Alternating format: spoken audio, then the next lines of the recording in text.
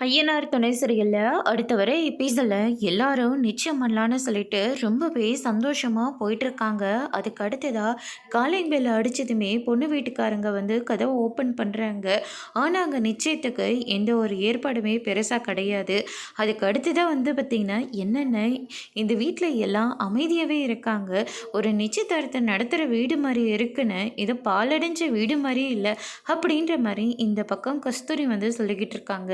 அதுக்கு அடுத்ததான் வந்து பார்த்தீங்கன்னா, "ஆமா, நீங்கலாம் எதுக்கு இங்க வந்திருக்கீங்க?" அப்படின்னு சொல்லிட்டு கேட்ட உடனே, "நீங்க தானே வீட்ட பார்த்துட்டு, அதுக்கப்புறம் வெள்ளிக்கிழமை நிச்சயம்னு நீங்க தானே சொல்லிட்டு போனீங்க. இப்ப என்னடான்னா, நாங்க எதுக்கு வந்திருக்கோன்ற மாரியே பார்த்துட்ருக்கீங்க. உங்ககிட்ட புரோக்கர் எதுவுமே சொல்லலையா? நாங்க இந்த கல்யாணம் வேண்டான்னு சொல்லிட்டோமே."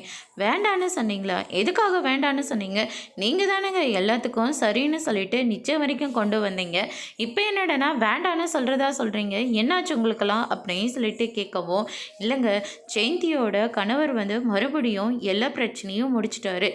ஜெயந்தி கிட்ட மன்னிப்பும் கேட்டுட்டாரு. இப்போ ஜெயந்தியும் அவரோட சேர்ந்து வாழ்கிறதுக்காக முடிவு எடுத்துட்டா அப்படின்ற மாதிரி வந்து சொல்லிடுறாங்க. இதை கேட்டோன்னே நம்ம சேரன் வந்து ரொம்பவே ஷாக் ஆகுறாங்க. அதுக்கு அடுத்ததாக இந்த நிச்சயம்லாம் ஒன்றும் தேவையில்லை, நீங்கள் கிளம்பி போகலாம் அப்படின்ற மாதிரி வந்து சொல்லிடுறாங்க.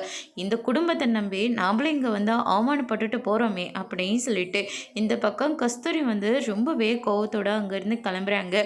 அதுக்கு அடுத்ததாக நம்ம சேரன் வந்து வருத்தப்பட்டுக்கிட்டே அங்கேருந்து போகிறாரு. நடேசன் இருந்துட்டு இதெல்லாம் ஒரு குடும்பமானு சொல்லிட்டு சண்டை போடுறாங்க. அதோட பிரம முடிச்சிருக்கு.